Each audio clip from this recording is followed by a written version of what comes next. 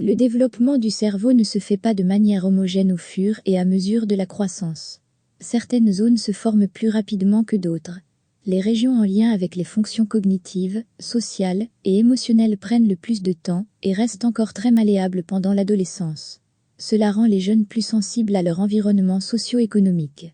Le développement du cerveau prend son temps et ne se fait pas de manière uniforme. En réalité, il suit un schéma qui vient d'être détaillé par les scientifiques.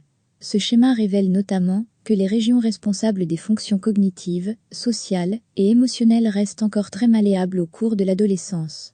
Les scientifiques ont publié leurs résultats dans Nature Neurosciences. Plusieurs étapes dans le développement du cerveau. Le développement du cerveau est relativement progressif. Il commence dès la grossesse et se poursuit jusqu'au début de l'âge adulte. Les premiers neurones apparaissent au bout du premier mois de grossesse, puis 3000 neurones se créent ensuite chaque seconde.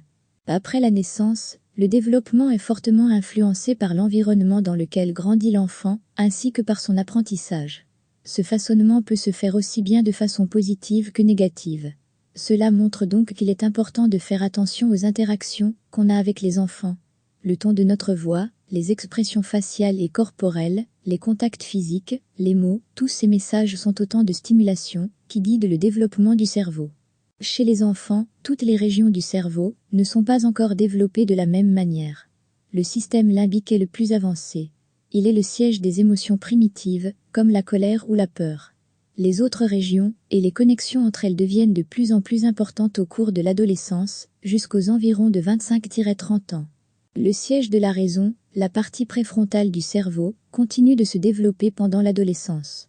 Cependant, les connexions entre le système limbique et ce cortex préfrontal ne cessent de se faire et de se défaire, ce qui explique en partie la grande instabilité émotionnelle de l'adolescence. Ce n'est qu'entre 18 et 25 ans que le cortex préfrontal finit de mûrir, ce qui permet de stabiliser les émotions et d'être plus en capacité de raison.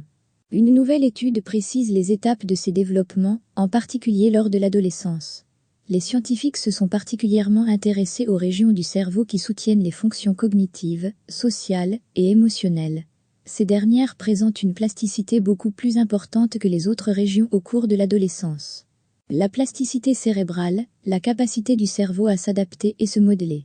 La plasticité cérébrale est la capacité qu'a notre cerveau de s'adapter et de remodeler les réseaux de neurones et les connexions entre les neurones en fonction de différents facteurs. Il peut notamment s'agir de signaux biologiques internes, de conditions environnementales ou des expériences que les individus ont vécues. L'apprentissage influence particulièrement le remaniement des neurones et de leurs connexions, ce qui montre bien que le cerveau évolue tout au long de la vie. La plasticité cérébrale concerne tous les niveaux d'organisation du cerveau. Que ce soit les molécules, les synapses, les corps cellulaires ou encore les axones, toutes ces échelles du cerveau sont plus ou moins plastiques. Cette plasticité cérébrale est plus importante lors de l'enfance et diminue à l'âge adulte. La nouvelle étude donne des informations supplémentaires sur cette plasticité cérébrale. Elle révèle notamment où et quand cette plasticité diminue dans le cerveau, en particulier au moment de l'adolescence. Les chercheurs ont donc voulu mieux comprendre les processus de développement du cerveau chez les adolescents. Pour cela, ils ont cartographié les cerveaux d'enfants âgés de 8 à 23 ans. Ils ont utilisé l'imagerie par résonance magnétique, IRM, afin de comprendre dans quel ordre les régions cérébrales montrent des réductions de plasticité. L'analyse des images révèle que la réduction de la plasticité cérébrale commence dans les aires sensorielles motrices. Elles appartiennent à ce qu'on appelle le cortex sensoriel, qui est une partie du cortex cérébral, et elles occupent la totalité du lobe temporal. Ces aires se divisent en deux, l'aire primaire qui reçoit les messages, qui peuvent être visuels ou auditifs, par exemple. L'aire secondaire, quant à elle, affine et interprète ces messages. En revanche, la diminution de la plasticité cérébrale arrive plus tard dans les régions dites associatives. Ces aires sont impliquées dans des opérations complexes de traitement de l'information. Cependant, leur rôle fonctionnel exact est plus difficile à définir que pour les aires primaires, comme l'aire sensorielle. On sait quand même qu'elles sont impliquées dans la résolution de problèmes ou l'apprentissage social. La majeure partie du cortex cérébral humain se compose de cortex associatif, en particulier au niveau des lobes frontaux et pariétaux.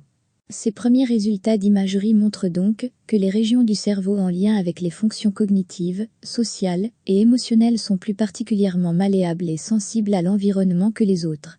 En effet, La plasticité arrive plus tard et diminue également plus tardivement. Jusqu'à présent, c'était très compliqué de comparer l'évolution de la plasticité cérébrale entre les différentes régions du cerveau. En effet, ces analyses se faisaient principalement sur les rongeurs, où leur cerveau diffère du nôtre. Ces derniers n'ont pas beaucoup de régions associatives, ce qui compliquait donc l'étude de leur développement. Des études antérieures ont montré qu'on pouvait mesurer la plasticité des circuits neuronaux en étudiant l'activité cérébrale intrinsèque. Cette activité intrinsèque correspond à l'activité neuronale qui se produit lorsque les régions du cerveau concernées sont au repos. Or, plus ces régions sont plastiques, plus l'activité intrinsèque est importante et synchronisée. Cela s'explique par le fait que plus de neurones sont actifs et surtout, actifs en même temps.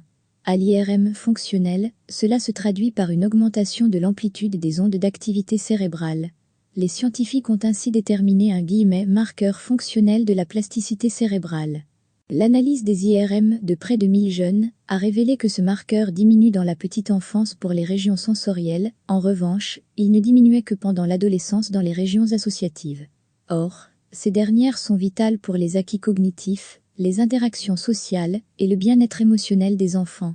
En restant malléables plus longtemps, ces régions restent donc plus sensibles aux influences environnementales. Et c'est particulièrement vrai pour les facteurs socio-économiques. Mieux comprendre cette plasticité cérébrale et ces facteurs d'influence socio-économique permettra d'adapter les programmes d'enrichissement environnemental, et ce, pour chaque enfant.